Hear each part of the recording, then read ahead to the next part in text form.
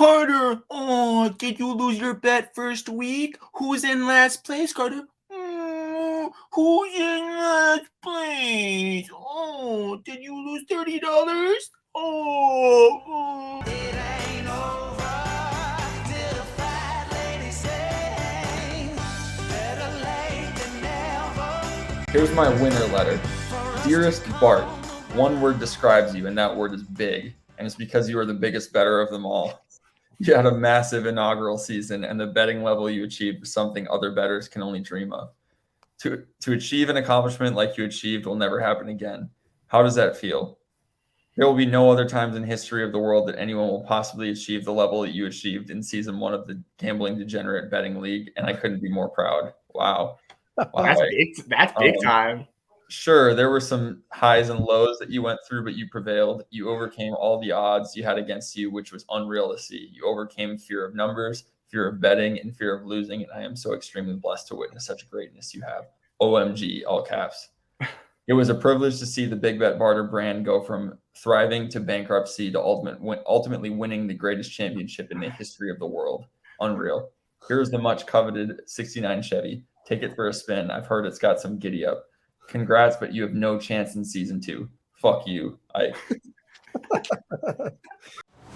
We welcome you to TWI. I'm your host, Ike, along with an unreal crew. We're going to start at the bottom with our season 1 champion, Big Bet Barter. Above him, it's the newest member of a scandal involving $4.1 million going to the Cayman Islands, coined the Inflategate. It's Eric P. Above him, hailing all the way from Iowa, the #1 gambler in all of the state, Stevie. No wonder.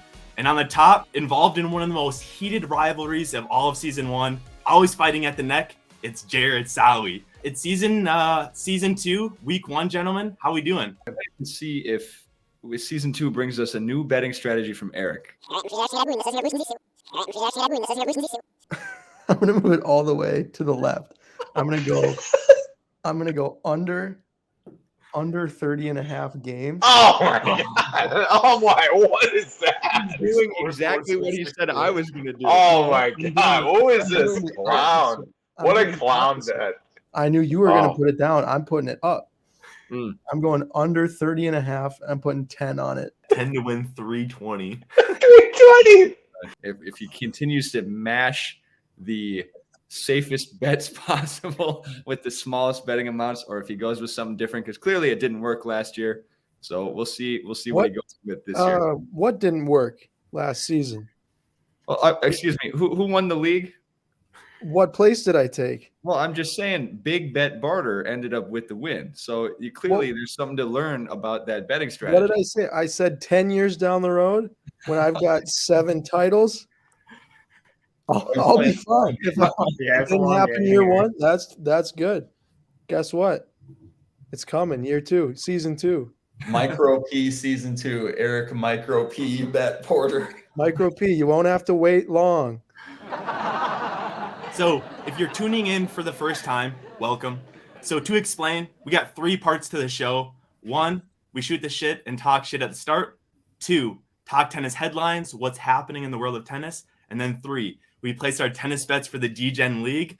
And that's what we were referencing before. Big Bet Barter won that league. So Bart, we got to start with you. You're our season 1 champion, winner of the 69 Chevy. What are your emotions going into season 2? Yeah, actually, I prepared a speech. If you're not first, you're last. Clap, please. Always clap for Ricky Bobby. That is all. Also with the tribute to Jeb Bush. Clap, please. I thought you were going to hit us with the Conor McGregor. I'd like to take this chance to apologize. Absolutely fucking nobody. Stevie, you saw a glimpse of last season right at the end of last season. We saw a glimpse of you. That glimpse landed you a 1-year contract with the boys, barring a physical, of course. So do you think you have what it takes to perform at this level? Oh, well, I don't know. It's a lot of talk going on here about small bets, big bets. So I got to try to find myself somewhere here in the middle. But I do have to represent for the Hawks as the only Iowa boy here. So I'm gonna do my best. There you go. He's also the only one to get a tweet response from Mr. Portnoy himself, who's one of Nick's biggest idols, it seems. I would consider us close friends. He still follows us. He still follows me. So that's huge. So some tennis headlines. Naomi Osaka is pregnant. The United States won the United Cup. So that $15 million that was up for grabs is kind of allocated a lot to the Americans. And then Novak Djokovic is officially able to play the Australian Open. But the headline that intrigues me the most, the new Netflix series coming out this Friday. We talked about it a little bit last season. Break Point. It's a Netflix docuseries covering men's and women's professional tennis. I'm super excited for it. Jared, what are you looking forward to most with this new Netflix series? Well, it seems to me, if I'm not mistaken, Nick Kyrgios seems to have been at some point mic'd up or a part of that.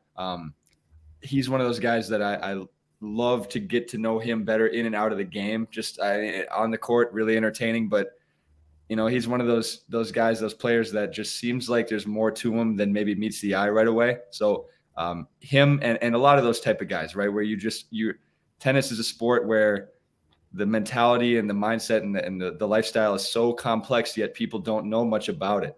And they don't get much off the court publicity. So to just kind of see behind the scenes as to, the love of the game versus, some people are just out here to play and make money. Right. And then just kind of balancing that lifestyle. I'm interested to see where some of those pro players are at with that. I think Kyrgios specifically he's going to reach a different level this year. Not necessarily in terms of like his play or anything like that. I think his notoriety and how people view him, he's going to go to like a larger than life type of person this year, if he's not already at that point. He's rumored to be the first episode in the series. So yeah, I think it's him and Kokonakis are featured in the first episode. So that'll be fun. I don't know if there's anybody like more made for the cameras than Kyrgios, maybe Tiafoe, but they're both in it. So that's going to be fun. Kokonakis slept with Stan's girl. Can't forget that. Oh, is that a fact? I didn't know this. Yeah, it was in a match like 5 or 6 years ago. Stan is serving, and like Kyrgios has a break point or gives up or is going into a break point, and he like yells at Stan like, "Kokonakis fucked your girl. Kokonakis fucked your girl."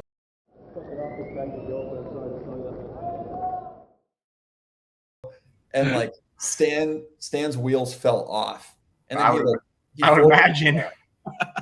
Yeah, like because it was true. Yeah, clearly. Yeah, like that's him finding out. Like I feel like he already had some suspicion, and then Kyrgios just like let it rip in the match, and he was like, "Bruh, I knew it." That's one of those Michael Jordan, Kobe Bryant stories where they would do that just to play the head games. That Kokonakis knew he was going to play.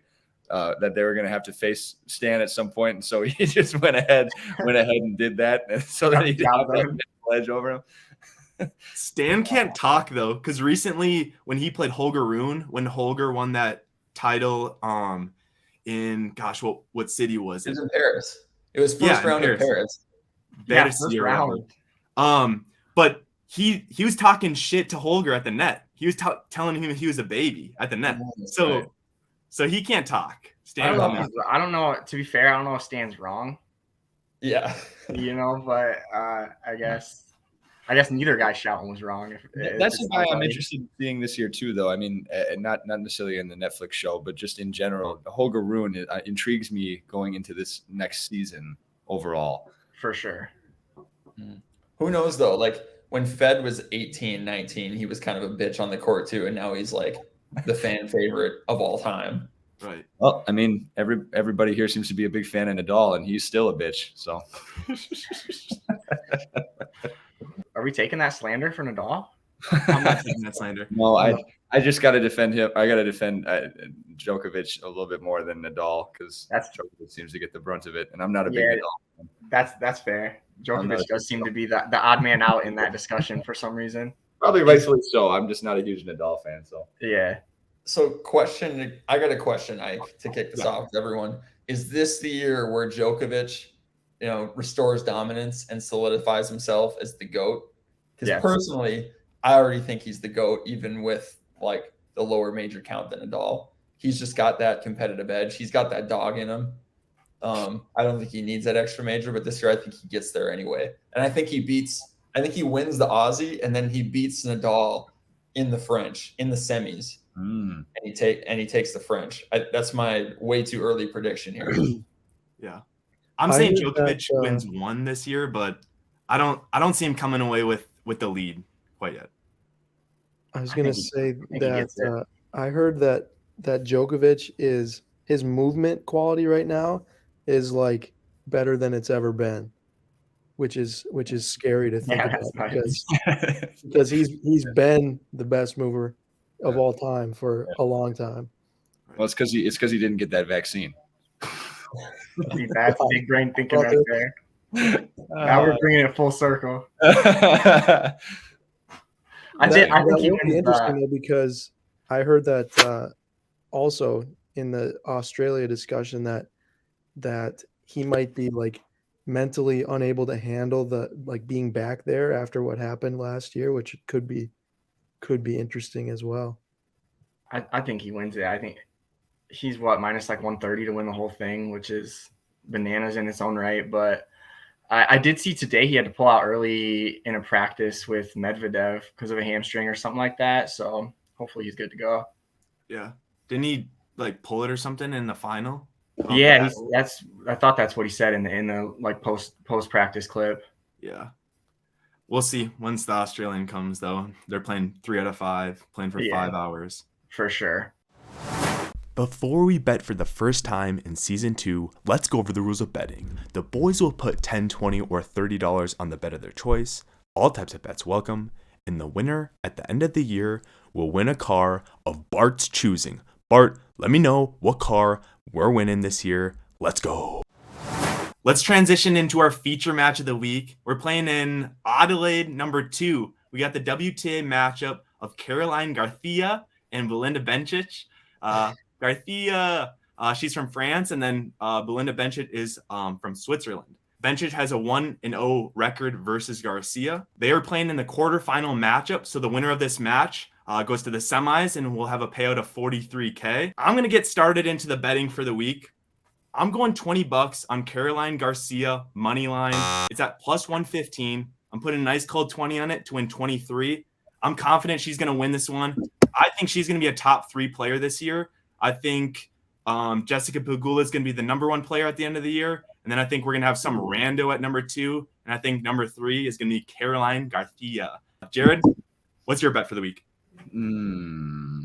I don't know anything about these players. I kind of agree. I mean, from what my knowledge of Caroline Garcia, I do see her having a nice season and just continuing to improve overall. But just this early in the year, it's hard for me to tell. So I'm going to make a relatively neutral play. I'm going to shift the line to 21.5 total games, just a little bit. I'm not going to shift it all the way like Eric. I'm just going to shift it one notch over.